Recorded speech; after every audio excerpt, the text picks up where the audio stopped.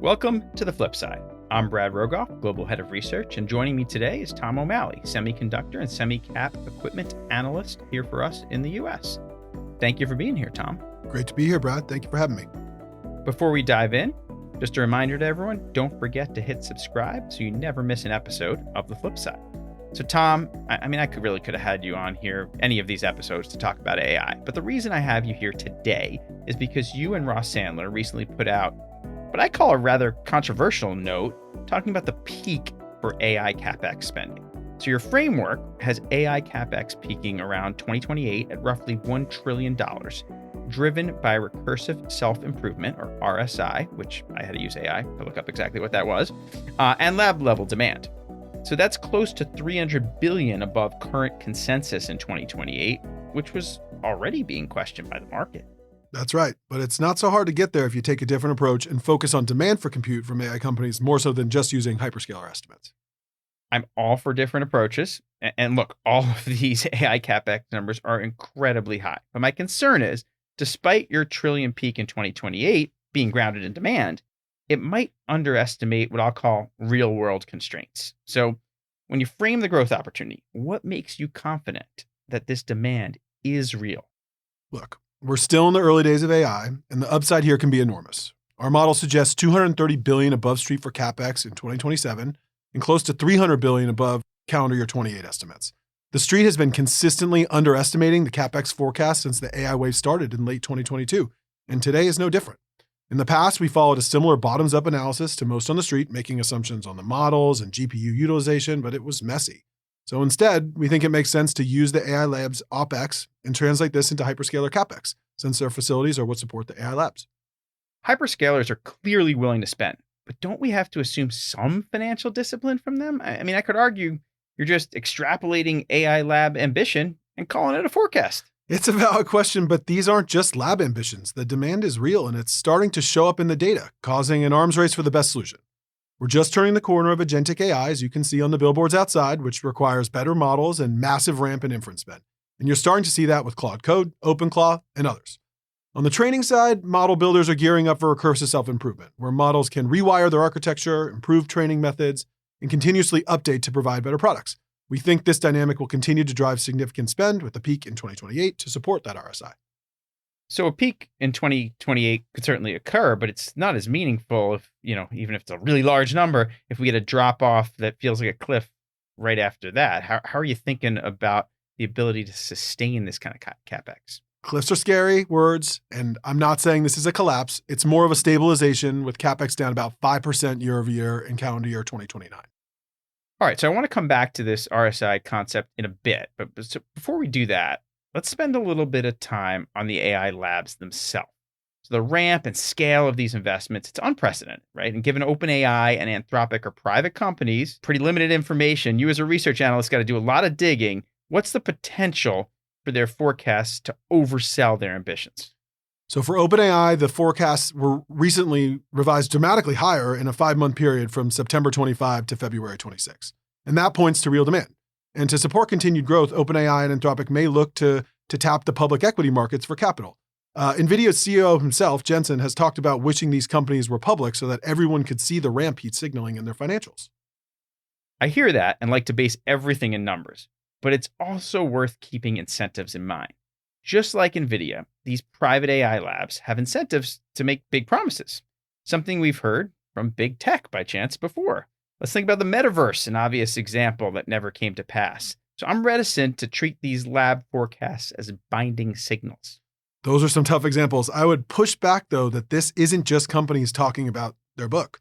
You're seeing these forecasts that are reflected in real spending decisions by hyperscalers, suppliers, and even governments. That kind of broad cross-industry commitment lends real credence to the build-out. Still, you're asking hyperscalers to underwrite not just improvements in models, but participate in an arms race to fund agent adoption before we even see evidence of the killer AI application. I get the argument we're already seeing efficiencies in spend, some cost savings in businesses. To your point, we try and make sure we have those cost savings too. But for $1 trillion in capex, you need a much bigger leap in AI ROI. I think that's a totally fair point. And these assumptions, there's some level of product improvement and market adoption that you need to bake it in. But with that being said, you already have seen a massive spike with the chatbots. For the next leg, you can take a look at China and see the popularity of OpenClaw, and the feedback from the industry is that we're rounding the corner on something big. This is one of the ways that hyperscalers justify the spend today to support the labs. So I would argue that some of these innovations are already reflected in their spending plans. But perhaps more importantly, even if they wanted to spend on this scale, how are they going to fund these builds when some of the markets, especially some of the credit markets that they've used in the recent past, maybe aren't as open as they have been? From my conversations, funding these builds is the most common pushback we hear from investors on the NVIDIA bull case. In our model, capex can take up 85 to 90% of hyperscaler operating cash flow between 2026 to 2028. 85 to 90%. I mean, that's a huge commitment. It also doesn't leave much room for error. Upfront it is. We would argue that as agentic adoption drives real ROI this year, that can soften up some of the concerns on hyperscaler spending and justify the higher capex. Outside of hyperscalers, this year at GTC, NVIDIA's GPU Technology Conference, we learned that 40% of demand comes from outside hyperscalers in sovereigns and in enterprises. We should see further diversification and strength outside of the largest spenders as AI ramps. But we've also seen some high-profile stumbles recently, and I get this happens with something that's a new technology, but OpenAI walked back an MOU with NVIDIA for 10 gigawatts, and the Stargate data center project in Texas, that's hit some turbulence too. So to me, that highlights that regardless of their desires, in practice, we may need to take a haircut to the AI lab estimates. Definitely some setbacks, but our view is that these are normal hiccups when investing in large-scale data center buildouts. These projects require large-scale coordination across construction, infrastructure, energy, and compute. While you could take a discount to the underlying numbers, I would argue we already are conservative and maybe even a little overly conservative in our framework. Well, wait a minute. That's saying a lot, but as we talked about earlier, you guys are above consensus with your estimates. So walk me through how that could be the case that you're conservative. Sure. So 3 key considerations here. First, our framework assumes new inference demand is entirely served by old training chips starting in 2027. However, you will see incremental spend for inference-specific silicon from NVIDIA, for example, the recent Grok LPU announced at GTC, and others, as in hyperscale ASICs, for example. Second, we assume training peaks in 2028, but this can be revised higher as models grow and become more intense for agentic use cases. Okay, so maybe everyone wants the new and shiny chips. Based on some of the financing of these projects, I think there is a real hope that these chips have some life to them. Your second point, I guess, let's just call that the AI productivity bull case. So what's your third reason? So third, our model only uses Blackwell chips, the current generation from NVIDIA, rather than future NVIDIA generations, which may undercount total capex due to ASPs. If companies follow the typical upgrade cycle, spending likely runs higher than our numbers. These factors, among others, may cancel each other out to some degree, but we think more items swing the pendulum to the right rather than to the left. What about custom silicon efforts from NVIDIA's competitors? So custom chips are generally lower cost, lower power, and can be optimized for a model architecture. Wouldn't these chips lower overall investment needs? The short answer is yeah. More custom chips would require lower spending levels. I would just point out it's difficult to tailor a chip to a specific workload, as these chips are intended to work on one specific vertical and are designed years in advance, and they constantly change in terms of workloads that they're required to be built for. So we have only seen 2 instances of these chips that have been built and actually scale in high volume production in massive scale. Flexibility is very important when designing AI hardware, and we just don't know where the ball is moving over the next 12 to 18 months. Okay, you're the expert. I get you're skeptical, but just play along with me for a minute here. If we're using your framework, would custom chips have a larger impact in training or in inference? It would impact both. I know medium answer here, but inference is definitely a bigger opportunity for these chips longer term. In inferencing, we would argue we see more customized designs, and hyperscalers have a good understanding of the workload they want to address and can save on cost. We touched on it earlier. Inferencing demand is also undercounted in this framework, so the capex numbers can be a bit biased higher here. So let's shift gears. Model architectures are constantly changing and evolving. You talked about some of the major pushbacks that you guys have gotten. The one I keep hearing is, could we have another DeepSeek moment where compute can be done cheaper and we wouldn't need as many chips to get to the same result? Your operating framework, it just doesn't seem to account for any chance of this.